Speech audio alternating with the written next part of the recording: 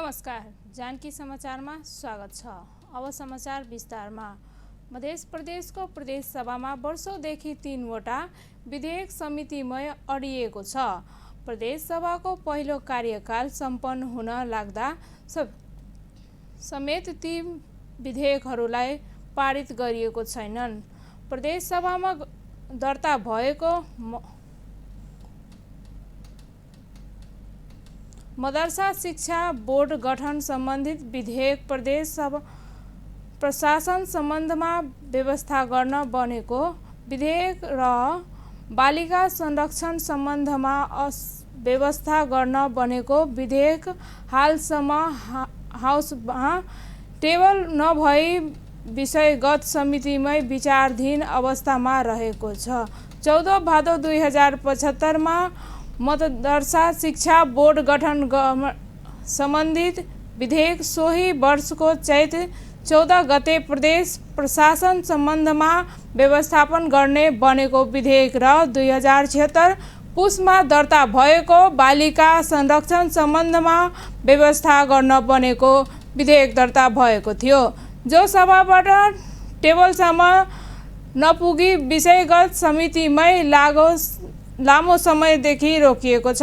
प्रदेशका भौतिक पूर्वाधार विकास मन्त्री रामसरोज यादवले विषयगत समितिले आफ्नो काम इमानदारीपूर्ण गरेको कारण यी 3 विधेयक पारित हुन नसकेको आरोप लगाएका छन्। प्रदेश सभाको 9औं अधिवेशन सम्पन्न भइसकेको छ।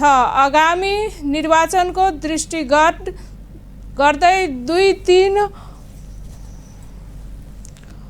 हप्तापछि आचरण संहिता लागू भएपछि हाउस नै समाप्त हुन्छन्। प्रदेश सभाका सचिव सञ्चित यादवले 9औं अधिवेशन अन्य भइसकेको जानकारी दिए।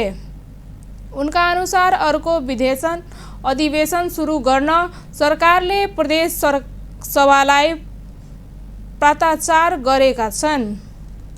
कोरोना महामारी, स्थानीय निर्वाचन र कर्मचारी अभावका कारण प्रदेश सभाले गति दिन नसकेको बताएको छ। प्रदेश सभाबाट 48 वटा विधेयक पारित भए प्रदेश प्रमुखले प्रमाणीकरण गरी कानुनी बनिसकेको छ। नेकपा एमाले उपाध्यक्ष विष्णु पौडेलले पूर्वाधार विकासका हिसाबले रूपन्देही लगानीको गन्तव्य बन्दै गएको बताएका छन्।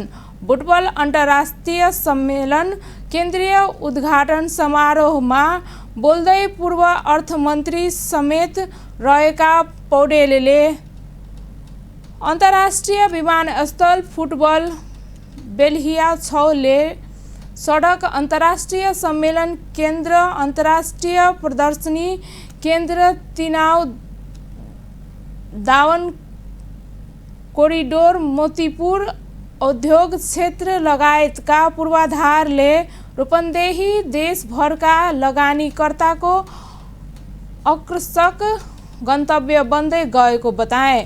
बुटबल नारायणगढ र बुटबल चन्डोल्टा 6 लेन सडक तथा सिन्धबाबा सुरुमाग निर्माणको क्रममा रहेकाले केन्टिङ भित्रिएका हिसाबले पर्याप्त पूर्वाधारकै कारण जिल्लामा उद्योग र तारे स्तरका होटलहरू समेत खुल्न क्रममा रहेको उनले बताए। रूपन्देहीका जनप्रतिनिधिले जिल्लालाई विकासको रोल मोडल बनाउने भन्दै पौडेलले विकास गर्न र सिक्न रूपन्देही आउनुपर्ने बताए। पौडेलले लुम्बिनी गुरु योजना पूरा गर्ने प्रधानमन्त्री देवालको ध्यानाकर्षण समेत गराए। उनले सम्मेलन केन्द्र सञ्चालनको मोडलिङमा ध्यान दिन सरकारवालालाई आग्रह गरे। नेपाली काङ्ग्रेसका नेता डाक्टर शेखर कोइरालाले 4 भसिरमा हुने प्रतिनिधि सभा निर्वाचनमा काङ्ग्रेसले 100 सिट भन्दा कम लिएर गठन गर्न नसक्ने बताएका छन्। अहिलेको अवस्थामा गठबन्धन स्वीकारित निर्वाचनमा जानुपर्ने बाध्यता भए पनि उनले सिट सङ्ख्या 100 वटा घटाउन नसकिने बताएका हुन्। कोइरालाले भने काङ्ग्रेस कमजोर छैनन्, एक्लै निर्वाचनमा जान सक्षम छ, तर परिस्थिति अनुकूल नभएको गठबन्धनमा जानु परेको हो। नेपाली काङ्ग्रेस मोरङ क्षेत्र नम्बर 6 ले सुन्दररौचरमा आयोजना गरेको एक दिने प्रशिक्षण कार्यक्रम उनले सत्तारूढ गठबन्धन अन्य पार्टीले दावी गर्दैमा कुनै क्षेत्र छोड्न नसकिने स्पष्ट पारे। पार्टीको सङ्गठित अवस्था र जित्ने आधार हेरेर मात्रै सिट बाँडफाँड गर्ने नेता कोइरालाको भनाइ छ। आगामी मङ्सिर 4 गते हुने प्रतिनिधि सभाको निर्वाचनमा रौतहट क्षेत्र नम्बर 1 बाट नेकपा एकीकृत समाजवादी पार्टीका अध्यक्ष तथा पूर्व प्रधानमन्त्री माधव कुमार नेपाल चुनाव लड्ने चर्चा बढ्दै गएको छ।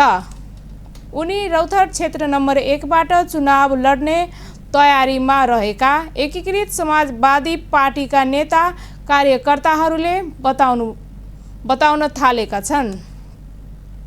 नेपालले पार्टीको निर्णय जहाँबाट हुन्छन् त्यहाँबाट संसदीय चुनावमा उम्मेदवार बन्ने बताउँदै आए पनि रौतहटको सदरमुकाम गौरमा घर रहेकाले नेपाल यहीबाट उम्मेदवार बन्ने करिब निश्चित रहेको समाचार स्रोतहरूले जनाएका छन्। यता लोकतान्त्रिक समाजवादी पार्टीका नेता अनिल झा पनि मङ्सिर 4 गते हुने प्रतिनिधि सभा निर्वाचनमा रौतहट 1 बाटै दोहोरिने चाहेका छन्। 2074 सालको निर्वाचनमा नेपाली काङ्ग्रेसका उम्मेदवार कृष्ण यादवलाई हराउँदै सांसद निर्वाचित भएका उनी यसपटक पनि सोही क्षेत्रबाट चुनाव लड्ने मनस्थिति रहेका छन्। प्रतिनिधि सभा सदस्य तथा पूर्व मन्त्री समेत रहेका नेता अनिल कुमार झाले भने म अरू नेता जस्तो पार्टी र क्षेत्र बदल्ने नेता होइन। आजसम्म म एउटै क्षेत्रबाट चुनाव लड्दै आएको मान्छे हो। यसपटक पनि यसै क्षेत्रबाट चुनाव लड्ने रौतहट क्षेत्र नम्बर 1 बाट नेपाल एकीकृत समाजवादी पार्टीका अध्यक्ष तथा पूर्व प्रधानमन्त्री माधव कुमार नेपालको पनि निर्वाचन क्षेत्र हो। उनी पछिल्लो पटक यो क्षेत्रबाट 2070 सालमा निर्वाचित भएका थिए। 2074 सालमा भने उनी काठमाडौँ 2 बाट निर्वाचित भएका थिए, तर मङ्सिर 4 गते हुने निर्वाचनमा उनी रौतहटबाट उठ्ने तयारीमा रहेका एकीकृत समाजवादीका नेताहरू बताउँछन्। अब व्यावसायिक विश्राम। होम जोन द बिगेस्ट महासेल जात्रा अब होम जोनबाट क्लासिक म्याट्रेस खरिद गर्दा अझै रोमाञ्चक तथा धमाकेदार अनुभवहरू पाउनुहोस्, किनभने हामीले ल्याएका छौँ अहिलेसम्मकै सबैभन्दा ठुलो महासेल जात्रा, साथै म्याट्रेसमा विशेष छुट। ए हजुर, अब होम जोनबाट क्लासिक म्याट्रेसको जुनसुकै सेगमेन्ट खरिद गर्ने होइन त। बम्पर उपहार स्वरूप Redmi note 11 4GB RAM 64GB memory जो जित्नु छ, साथै हरेक म्याट्रेसको खरिद स्वरूप रेडमी नोट 11 सर्ट उपहार, साथै हरेक हप्ता थुप्रै उपहारहरू। उपहार स्वरूप हरेक हप्ता स्मार्ट वाच 1 जनालाई, क्लासिक क्विल 2 जनालाई, home John water flow alarm 3 जनालाई प्रदान गरिनेछ। यो अफर भाद्र 3 गतेदेखि असोज 9 गतेसम्म र असोज 10 गतेदेखि कार्तिक 16 गतेसम्म गरी 2 भागमा विभाजन गरिएको छ। यसमा शर्तहरू लागू हुनेछ। थप जानकारीका लागि सम्पर्क home John furniture and furnishing, Janakpur Dham meals area. सम्पर्क मोबाइल नम्बर 9801 7208 94। अनलाइन अर्डर गर्नका लागि www.homezone.com.np मा लगइन गर्नुहोस्।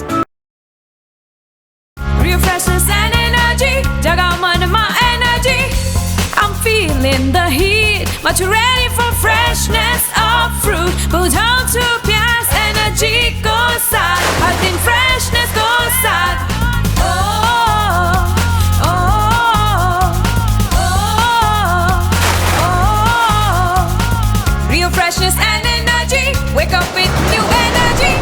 रियल जगाओ मनमा फ्रूट्स को एनर्जी। एक दाम की दुकान किरण फैंसी स्टोर अहिठाम shirting suiting ladies suit fancy साड़ियाँ लहंगा शेरवानी एवं ड्रेस मटेरियल के विक्रेता जनकपुर धाम 10 देवी चौक से उत्तर हनुमान मंदिर के पाछा। Proprietor Nitish Roniyar 98 196 28 Ramaji 98 048 18 568।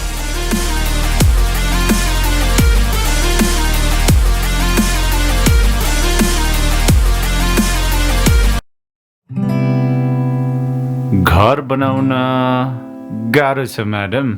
Base strong भयो भने भइहाल्छ नि। बेस मात्र स्ट्रङ होइन, फ्लेक्सिबिलिटी पनि चाहिन्छ। Go premier still. Of course. हो मात्र प्रिमियर नेक्स्ट 500D ले दिन्छ तपाईको निर्माणलाई पूर्ण सुरक्षा, भरोसा, नयाँ युग निर्माणको। विश्रामपछि समाचारमा स्वागत छ। अब बाँकीका प्रसङ्ग। मोहतरीमा शिक्षकको कुटाइबाट एक छात्रा घाइते भएकी छन्। जिल्लाको औरही नगरपालिका स्थित प्रसाद माध्यमिक विद्यालयमा अध्ययनरत एक छात्रा शिक्षकको कुटाइबाट घाइते भएकी थिइन्। कक्षा 6 मा पढ्ने आरती कुमारी महरालाई गृह कार्य नगरेको भन्दै शिक्षकले निर्ममतापूर्वक बाँसको लठीले हानेर घाइते बनाएको खुलेको छ। छात्राको अहिले अस्पतालमा उपचार भइरहेको छ।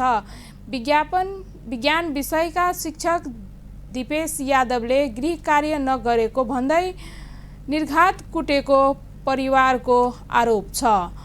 बालिकाको शरीरभरि लठीको सुल्ला छ। यसैको पीठले ज्वरो आएको उपचारमा संलग्न स्वास्थ्यकर्मीले जानकारी दिए। विद्यालयले पनि शिक्षक यादवले कुटेको स्वीकार गरेको छ। कुटाइपछि हल्ला भएपछि अभिभावक राखेर घटना गुपचुप बनाउन खोजेको अभिभावकहरूको गुनासो छ। विद्यालयका प्रधानाध्यापक शिव शरण यादवले आफूहरूलाई बोलाएर उपचार खर्च भन्दै पैसा दिन खोजेको तर आफूहरूले नमानेको बालिकाका बुबा साजेन्द्र महराले बताए। उनको शिक्षकलाई कडा कारबाही गर्नुपर्ने माग गरेका छन्। यस्ता प्रधानाध्यापक यादवले घटनामाथि छानबिन गरी कारबाही प्रक्रिया अगाडि बढाउने आवश्यक पीडित पक्षलाई दिएको छ। विवेकशील सभा पार्टीका पूर्व अध्यक्ष रविन्द्र मिश्रले काठमाडौँ महानगरपालिकाका मेयर बालेन शाहको अभियानमा समर्थक जनाएका छन्। उनले सामाजिक सञ्जालमा लेख्दै पछिल्लो समय महानगरले थालेको अवैधानिक संरचना भत्काउने कार्यले मिश्रले प्रशंसा गरेका हुन्। बालेनजी जे गर्दै हुनुहुन्छ गजब गर्दै हुनुहुन्छ उनले लेखेका छन्। पार्किङ स्थलको गलत प्रयोगसँगै सम्पदा नदी बाटो फुटपाथ सार्वजनिक जमिनको अतिक्रमण मापदण्ड नशा विपरीतका र तोकिए भन्दा अग्ला घरहरू सबैमा डोजर लगाउँदै पर्नेछ। उनले नियम कानुनको भने ख्याल गर्न मेयर बालेन बुझाउन दिएका छन्। नियम कानुनको चाहिँ अहिले ख्याल गर्नुहोला अन्यथा फेरि पनि अदालतले काम रोकिँदैन तपाईले चाहेको पनि काम गर्न पाउनुहुन्न उनले लेखेका छन्। नियम कानुनको पालना गरेर तपाईको अधिकार क्षेत्रभित्र पर्ने कसैलाई नछोड्नुहोला। मैले नियम कानुनमा किन जोड दिएको भने हत्याराले हत्या गर्यो भनेर राज्यले हराएको हत्या गर्न मिल्दैनन्। चोरले चोरी भन्ने राज्यले पनि चोर बाटो लिन मिल्दैनन्। तपाईले राज्य हो नियम कानुन तोड्नेहरू व्यक्तिहरू राज्यले नियम कानुनको पालना नगर्दा नै आज देशको हाविगत यस्तो भएको छ। निर्वाचन आयोगले आगामी मङ्सिर 4 गते एकै चरणमा हुने प्रतिनिधि सभा र प्रदेश सभा संसदीय निर्वाचन 2079 का लागि विद्युतीय प्रचार प्रसार सामग्री र मतदानको घर दैलो जाने कार्यक्रमको तयारी गरेको छ।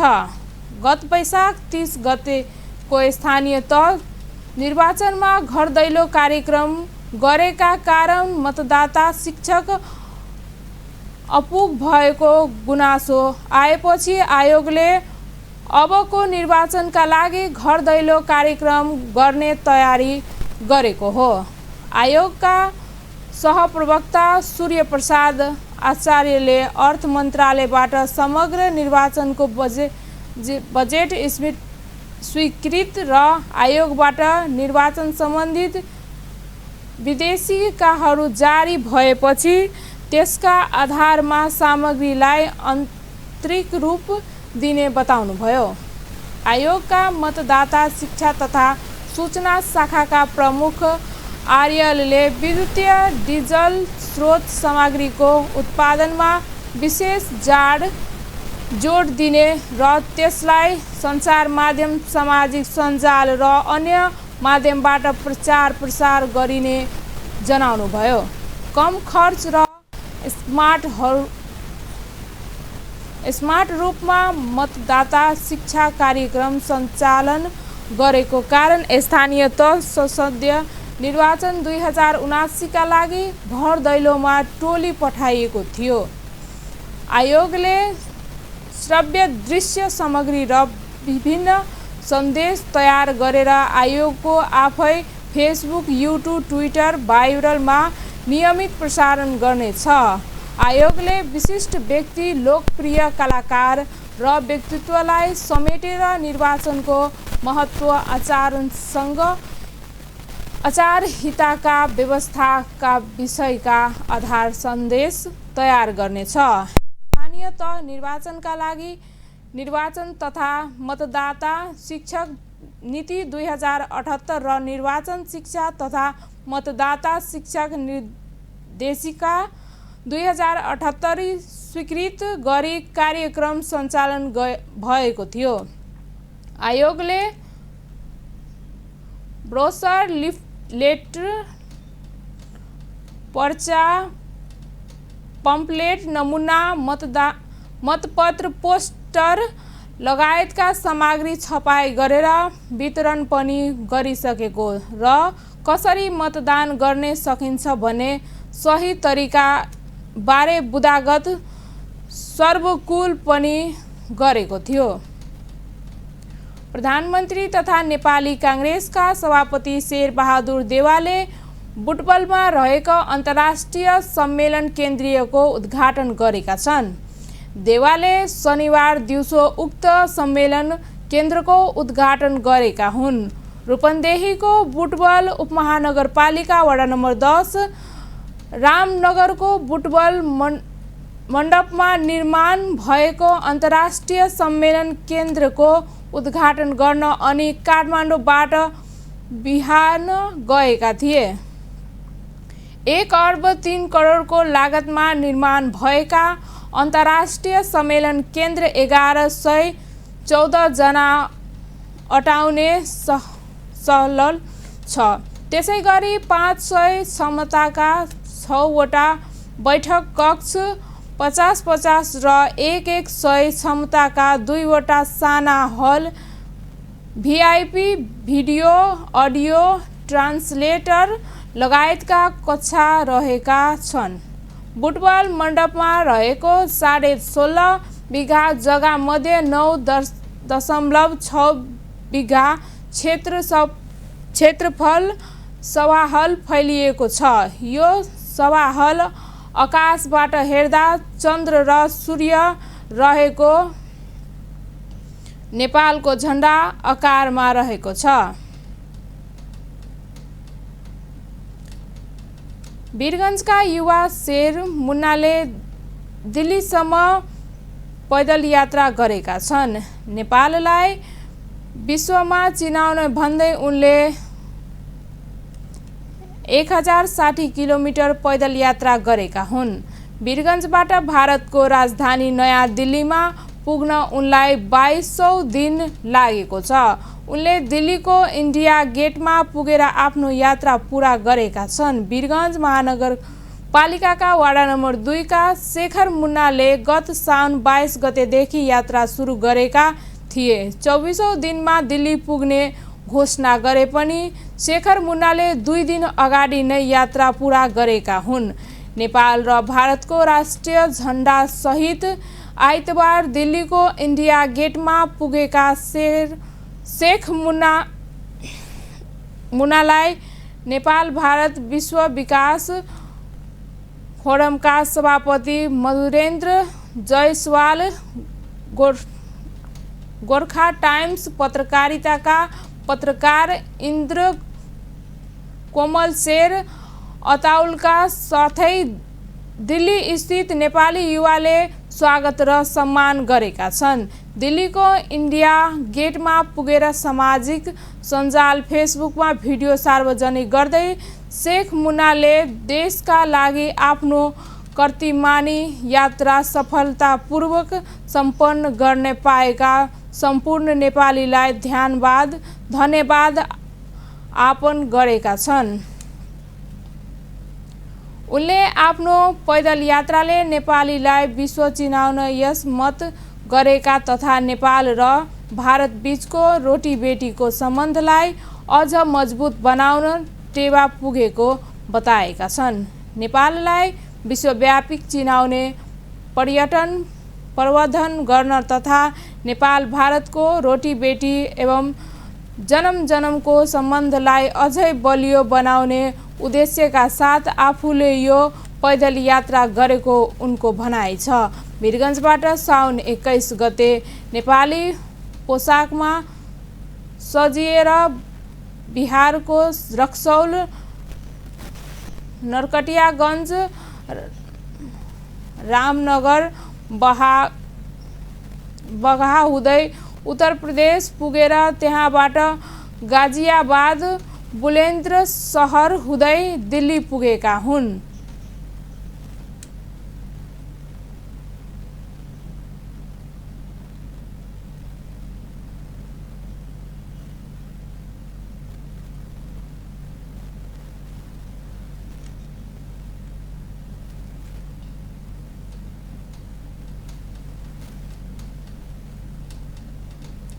व्यस्त जानकी टेलिभिजन हेर्दै गर्नुहोला। नमस्कार।